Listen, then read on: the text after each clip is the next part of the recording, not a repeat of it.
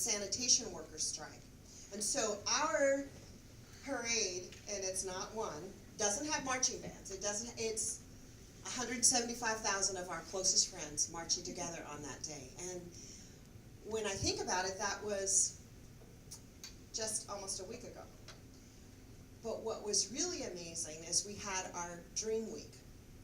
And I know for me as the author of the DREAM legislation, right, the in-state tuition, which by the way has been working very well for 12 years, it brought different connotations because on that Sunday, about 2,000 of us were at Antioch Baptist Church for an interfaith service.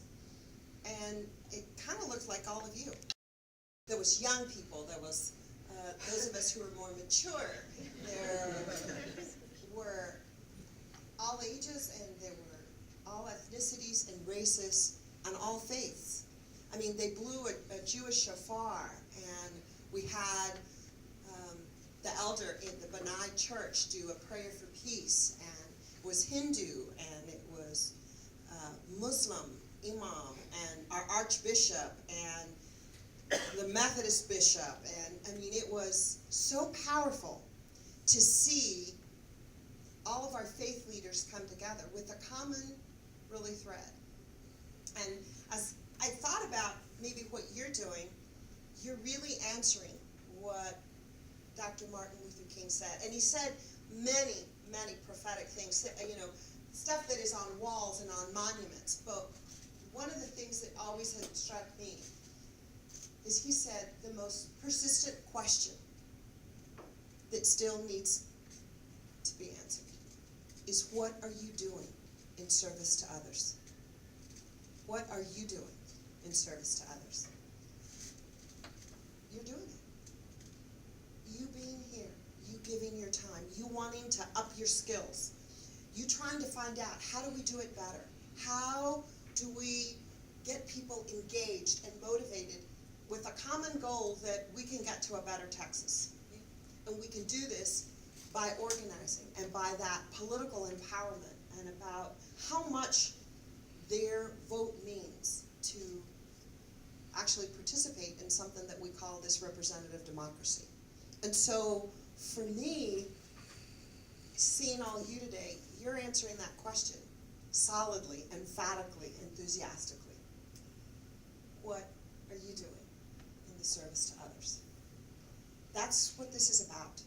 This is about understanding where Texas is now, where we know our demographics tells us we're going to be, and making sure that we've got decisions to make that can make it better. When I think about it, I'm pretty damn lucky. I'm a 6th generation Tejana, right? My family's been here forever, and that was the joke. We were in Maverick County, and we were here when it was Spain, and we were here when it was France, and we were here when it was Mexico and Texas, the state of Coahuila and Texas. We were here. And we were here when it was the Republic. And we were here when we were in the United States, and then the Confederacy, and back to the United States. So for me, that 6th generation Tejana, our joke in the family is we've always been in the same place. It was the damn government that kept changing, right? Always in that border community of Maverick County. And so that is a story to be told. That is part of our heritage. But when you look at the lusciousness that we have, and let's face it, we have had amazing natural resources that Texans generation after generation have captivated and utilized for our economy, whether that was agriculture and ranching, and yes, the oil and gas, and now still continued. We've always captured that, but it is not that or the decisions of our leaders that makes Texas special. It's the people. It's the gente who lives here, who wake up every morning and they put in a hard day's work, and all they want at the end of the day is to lead a life of dignity. All they want at the end of the day is to have some sort of opportunity to say, mis hijos van a ser mejor. My children are going to have it better off than I have it. And that's what makes us uniquely American and uniquely Texans, right? We want for the best. But let's face it, our leadership has kind of abandoned us. They're more worried about the next election than about what's going to happen to our kids. And you get it. And that's why I wanted to come here to say thank you. Because you get it. You understand the power that one person can do. And having the right training, listening on how you could do this better and more efficiently will help all of us capture that Texas that we all know, that our children deserve, and for me, mis nietos, yeah, right? My grandchildren. And so I just want to say thank you for those of us who have been here generation after generation and have felt that this current leadership just doesn't get us, right? I mean, how bad is it when we've got an out-of-touch millionaire saying that teachers are paid fairly in this state? Or that, if we don't find a qualified teacher, well, we got a computer. I know. I went, did he just say that? Seriously? Seriously? Or that they're all spewing that the first thing they want to do is to repeal the DREAM Act, which we passed 12 years ago, right? Where are they? And when particularly those of you from Latino communities who are going to continue to work in those communities, que falta de respeto when they tell us that on the border we live in a war zone. They don't even live anywhere near there. They don't know our familias. They don't know. And nobody speaks up. But for me, the worst one was some sort of a forum or something. And they were there, and someone in the audience said, because you know where they stand on immigration, right? They can't say immigration without saying illegal in front of it. And somebody in the audience says, you know, you can watch them. They're crossing the river. They cross the river like ants. And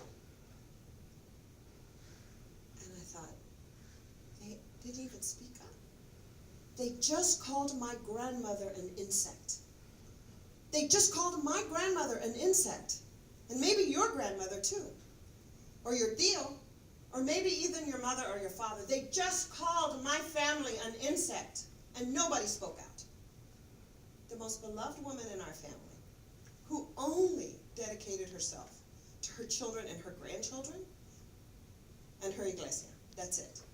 And they called her an insect. And so I said, I'm not standing for this. I gotta speak out. I gotta join in. I gotta do it. And for those of you who know, my journey to this decision wasn't easy. We had horrible family losses this year. And I just didn't think my family could go through this. I didn't. After the loss of our infant grandson in May, and my dad, and then one of our beloved employees crossing the street, el tío de mi esposo, who was also his business partner, and then my mother-in-law in September. I just didn't think my family could go through this. I didn't. Because you know, Republicans, they'll tell you that lie about being about family values, but they'll come after your family. And I knew they were going to come after my family and me, and I just didn't think that my family would be strong enough, but I'm wrong. My family está tan fuerte that they have been so supportive, and they said, we have to do this. And so it is with so much pride and so much love and so much excitement that we know that we can do this. And that's why you're answering the question, what have you done in service to others, is so important.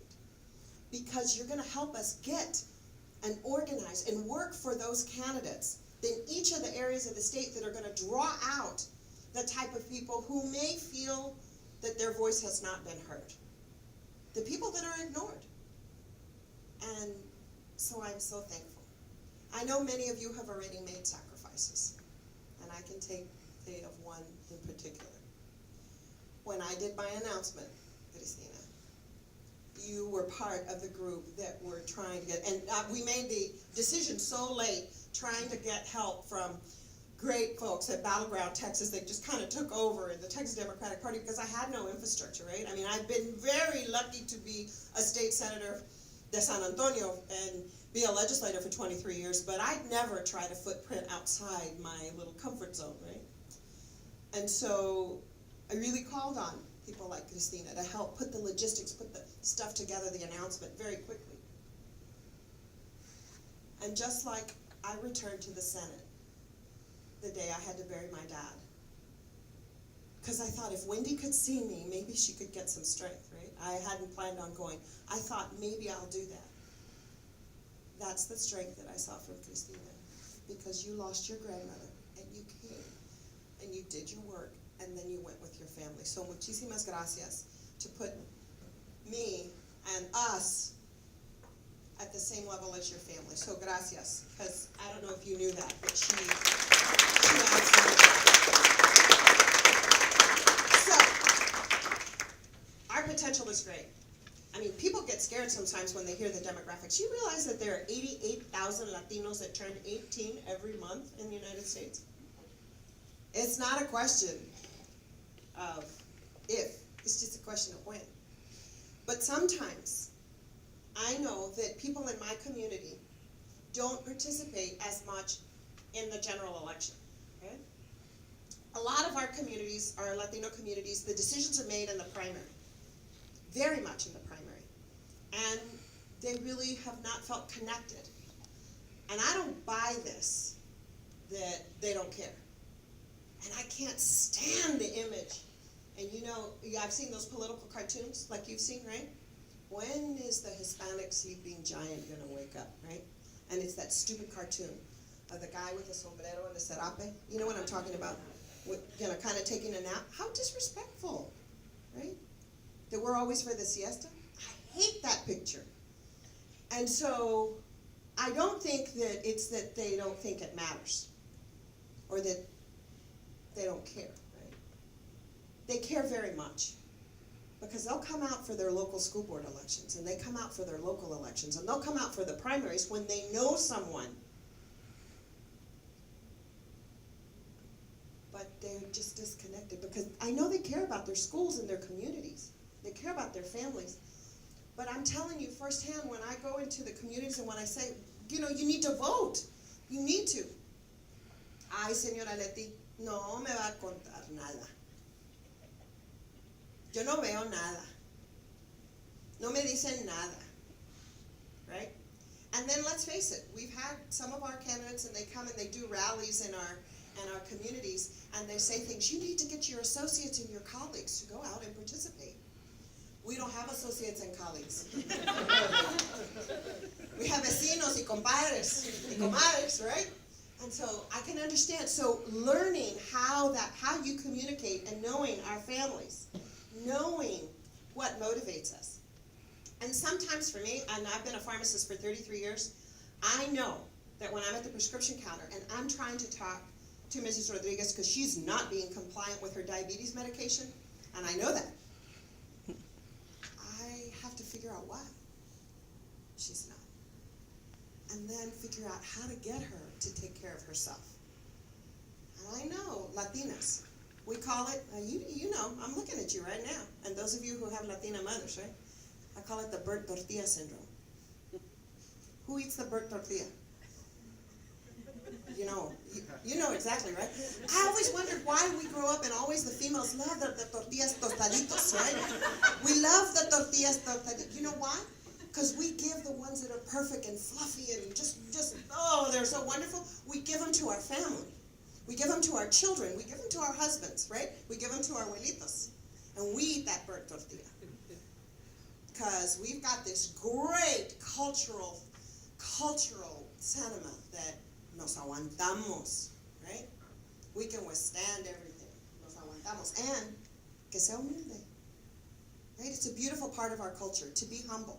Right? Our grandparents, our parents have always taught, ay, mijo, que sea humilde. Que sea humilde. Be very humble. Well, in that burnt tortilla syndrome, we are giving to others what's the best, and we leave for ourselves just what's left over. But if you understand that you can motivate somebody, like I finally got it. I finally figured out that I could get Mrs. Rodriguez to be absolutely compliant with her diabetic regimen Because I told her, tu nieta, isn't she going to graduate next May? Yes. I said, I know she's lived with you. She's so proud. I know she's so smart. She's going to college, right? Your nieta? See, and I said, are you going to be able to see her graduate? Si no te cuides. If you don't take care of yourself, are you going to see her graduate? And in our culture, the most important day is the day that, like my grandmother called it, el día del capingón. That's the day of the cap and gown, right? My grandmother always said, ay, ¿cuándo va a ser el día del capingón? Because in every Latino household, what's the most important picture? Somebody with that tassel and that cap and the... Look in the newspapers, right? Every time you look in the newspapers, you go, oh, look at all these people. They're dying and they're so young, right? You look at the paper, it's all these high school pictures, right? Oh, they're so young. They're not young. They're in their 60s and 70s. That's the most important picture for our family. That's the most important. That's the level of achievement. El día del capingón. So when I have to motivate my patients, it's about finding what moves them and their love. And their love is for their children and grandchildren. So I know that you're going to learn ways how we translate our message, that it is imperative that they participate. Because it's not about them. It's not about us eating that burnt tortilla. Es de los niños y de los nietos. It is about making sure that they understand what's at stake. And they'll do it. Maybe not for themselves, right? But they'll do it. So I'll leave you with one last thing. I know it's hard to step out. It was hard for me to step out. I know it's hard to ask folks, you do this, but do it with love. If you do it with a basis of love and respect, people will understand. And you do it with that love and respect. And then we get over the que sea humilde. I mean, que sea humilde is a beautiful part of our culture. Right? Don't be boastful, be humble. Be humble. But que sea humilde doesn't cut it when there's inequity in school funding and you're trying to fight for that. Que sea humilde does not cut it when you've got active discrimination that is happening in the workplace. Que sea humilde doesn't cut it when your leaders have failed to plan for the future. Que sea humilde does not cut it, so get over it. Get out there.